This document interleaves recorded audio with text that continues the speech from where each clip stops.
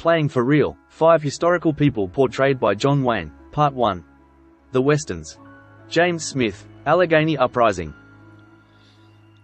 John Wayne plays Jim Smith, based on real-life colonialist James Smith, who back in 1766 took part in what became known as the Black Boys' Rebellion.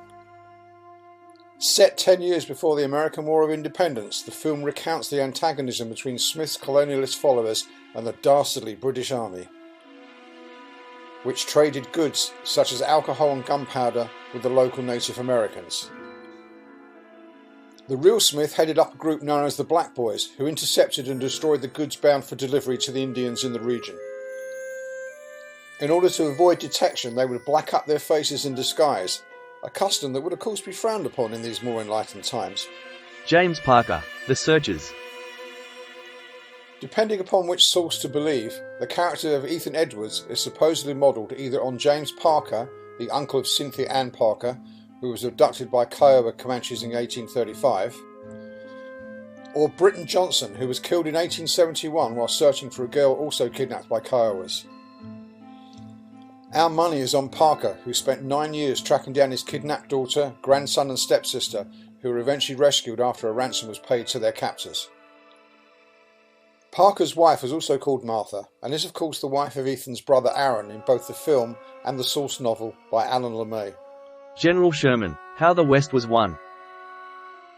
2 years prior to taking on the role of Sherman in this Cinerama epic, Wayne appeared in a fleeting cameo as the famous general in an episode of Wagon Train, directed by John Ford.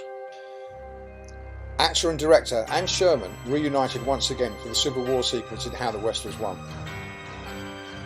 This time around you get to see a bit more of Wayne, albeit for only about 2 minutes of screen time, playing opposite Harry Morgan as General Ulysses S. Grant during the Battle of Shiloh.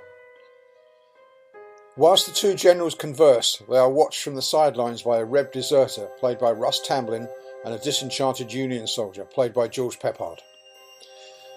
Both of them listen in as Grant admits to Sherman that if he had not held the line that day, then the Union would have been whipped. George Marlo, The Sons of Katie Elder. The film is based upon the 5 real-life Marlo brothers, George, Boone, Alfred, Charles and Llewellyn, who in the 1890s became known for their reckless acts of violence and other such antisocial practices. Wayne's character, John Elder, was also the eldest of the family, while Dean Martin plays the more violent of the real-life brothers, Boone, who supposedly shot and killed a local sheriff. John Chism in Chism. Although not as famous as Pat Garrett and Billy the Kid, who also feature in the film, Chisholm himself sounds just as interesting.